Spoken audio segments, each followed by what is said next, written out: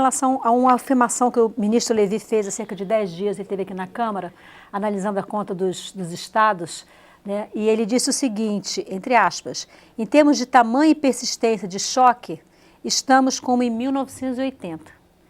E aí lembrando, né, que em 1980 foi o fim do milagre, depois a década de 80 foi a chamada década perdida.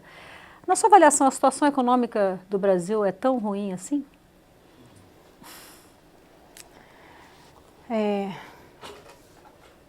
Difícil responder essa pergunta, né?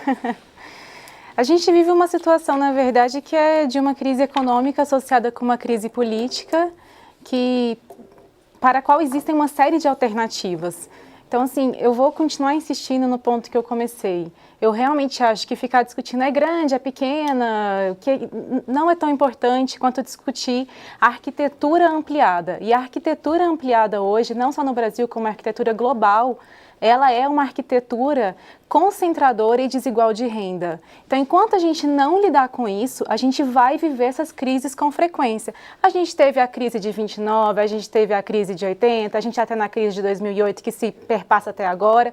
Por quê? Porque a gente tem uma arquitetura que não funciona. A base não funciona. Então, por exemplo, uma situação muito interessante que a gente tem aqui no Brasil é a questão de arrecadação em potencial que a gente está perdendo.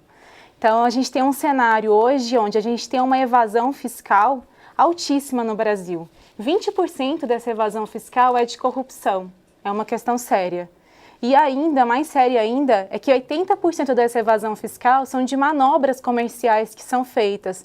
Então, são as grandes empresas, principalmente as multinacionais, se aproveitando dessa arquitetura global, que permite a concentração, que permitem uma série de manobras, fazem evadir dinheiro. E a gente fala assim, parece que é pouco, né? Mas não é, é um valor altíssimo. Só de fluxos ilícitos, que é ilegal mesmo, são 30 bilhões de dólares. Hoje, algo em torno de 90 bilhões de dólares. De reais. Então, só isso já seria praticamente o orçamento da saúde. Então, a gente perde um orçamento da saúde inteiro, que a população tanto pede, só em fluxos ilícitos. Sonegação fiscal. A gente tem uma conta, todo mundo é responsável por ela. Se um não está pagando, o outro vai ter que pagar. Então, se a gente tem os super ricos brasileiros, principalmente as grandes empresas, evadindo 500 bilhões de reais, essa conta vai sobrar para alguém. E está sobrando, que é para os pobres e para a classe média. Então, são essas questões, só nessa questão de fluxo ilícito e sonegação, são 590 bilhões, e a gente está aqui falando de 30 até 100 bilhões que estão em déficit. Por que a gente não trabalha essa arquitetura? Por que a gente não investiga e não controla e não regulamenta a sonegação em fluxos ilícitos?